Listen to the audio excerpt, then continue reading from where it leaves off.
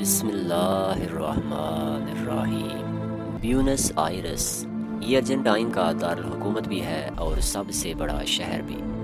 ملک کی کل آبادی 4.5 کروڑ ہے اور اس میں سے 1.5 کروڑ لوگ بیونس آئرس میں ہی رہتے ہیں۔ یہ ملک رقبے کے لحاظ سے پاکستان سے 2.5 گنا بڑا جبکہ آبادی میں 4 گنا چھوٹا ہے۔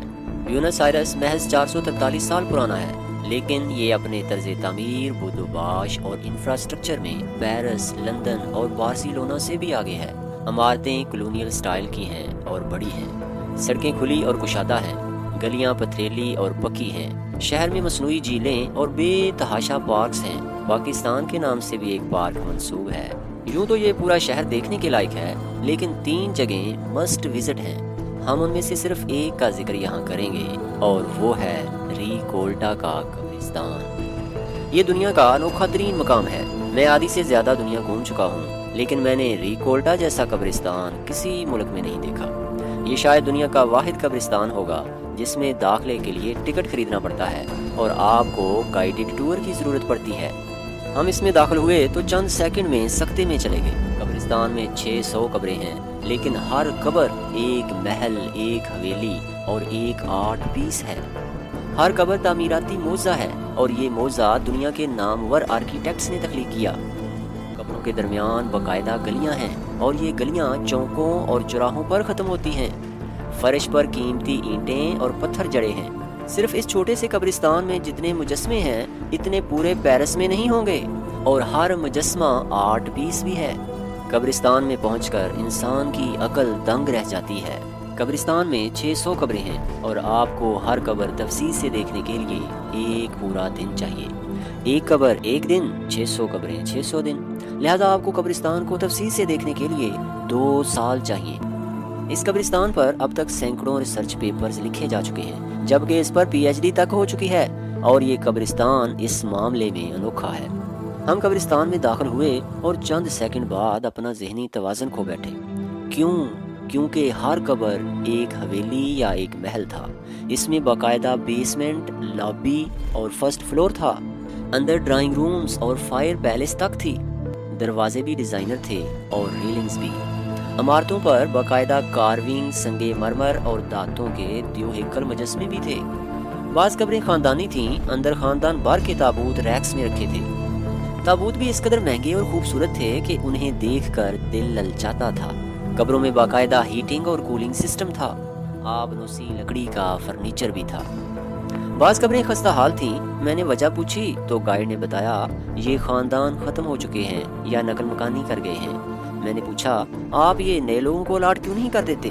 تو اس کا جواب تھا یہ اب ورلڈ ہیریٹیج ہے، ہم اسے چھیڑ نہیں سکتے۔ بعض قبریں بہت قدیم لیکن صاف ستھری تھیں۔ پوچھنے پر معلوم ہوا کہ یہ بابا اپنی قبر کی نگہداشت کے لیے ٹھیک ٹھاک پراپرٹی یا بینک بیلنس چھوڑ کر گیا تھا۔ ایک قبر کے بارے میں پتہ چلا کہ 17 لوگوں کا سٹاف روزانہ قبر پر آتا ہے، اس کی 5 سٹار لیول کی صفائی ستھرائی اور مینٹیننس کرتا ہے، ایئر فریشنر چھڑکتا ہے اور قبر پر تازہ پھول رکھتا ہے۔ میں نے پوچھا یہ لوگ تنخواہ کہاں سے لیتے ہیں؟ تو بتایا گیا بابا مرنے سے پہلے باقاعدہ بندوبست کر کے گیا تھا اور یہ انتظام 75 برسوں سے چل رہا ہے۔ ایک بوڑھی مائی کے بارے میں پتہ چلا کہ وہ اپنی پوری زندگی غیر شادی شدہ رہی، لیکن پھر اس نے اپنی زندگی میں ہی اپنی قبر بنوائی اور اپنی ایک پراپرٹی قبر کے لیے وقف کی، اور پھر وہ وصیت کر کے گئی کہ میری قبر کے لیے شہر کے خوبصورت ترین جوانوں کو بھرتی کیا جائے اور یہ نوجوان روزانہ میری قبر کی صفائی کریں، اور یہ صفائی آج تک ہوتی ہے۔ میں نے قبر کی نشاندہی کی درخواست کی، لیکن گائیڈ نے معذرت کر لی۔ اس کا کہنا تھا ہم آپ کو وہ قبر نہیں دکھا سکتے۔ ایک قبر کسی نوجوان جہاز ران کی تھی۔ وہ 1895 میں فوت ہوا تھا اور اس وقت سے آج تک اس کی قبر ارجنٹائن کی مہنگی ترین وائن سے دھوئی جاتی ہے، جبکہ آدھی سے زیادہ قبروں پر مہنگے ترین پرفیوم اور ایئر فریشنر چھڑکے جاتے ہیں۔